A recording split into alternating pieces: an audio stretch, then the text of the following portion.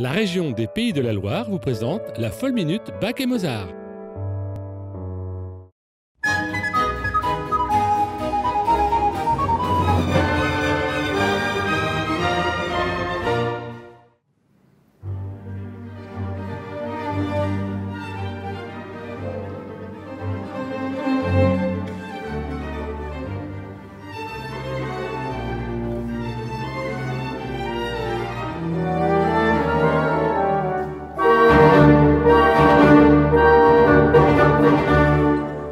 Beethoven disait de la 40e symphonie de Mozart, « C'est une œuvre dont chaque note est de l'or pur et chaque partie un trésor ».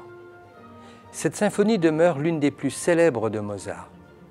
Elle est achevée le 25 juillet 1788.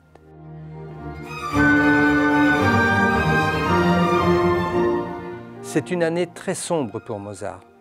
Il rencontre beaucoup de soucis financiers et vit un grand malheur. Sa fille Thérèse meurt à l'âge de 10 mois. Pour surmonter sa douleur, Mozart choisit d'écrire beaucoup.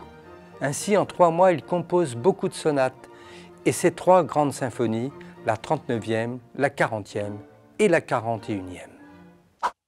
Cette symphonie de Mozart a été utilisée non pas comme bande sonore, mais bien comme élément interne au scénario, entendu par les personnages en même temps que nous, notamment dans le film James Bond Tuer n'est pas joué, avec Timothy Dalton dans le rôle du célèbre agent 007, mais aussi, et là directement joué ou plutôt déjoué par le personnage de Jean Carmé, dans Le Grand Blond avec une chaussure noire, qui se déroule d'ailleurs dans la célèbre salle Gaveau de Paris.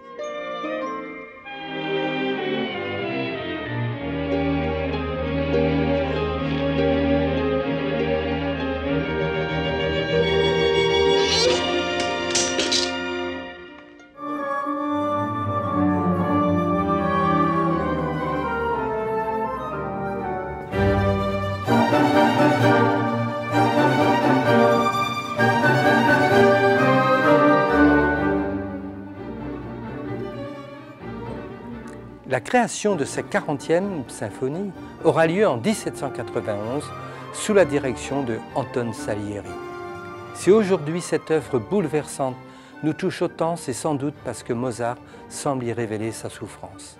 Le premier mouvement est un miracle d'inspiration et de lyrisme. Pour résumer, si vous devez retenir 3 choses sur cette 40e symphonie de Mozart, c'est qu'elle a été écrite dans une année très douloureuse pour le compositeur et lui sert presque de remède, qu'il en est très fier et qu'elle sera créée en 1791 par un certain Antonio Salieri, qui n'était pas l'ennemi de Mozart comme on peut le voir dans le film Amadeus.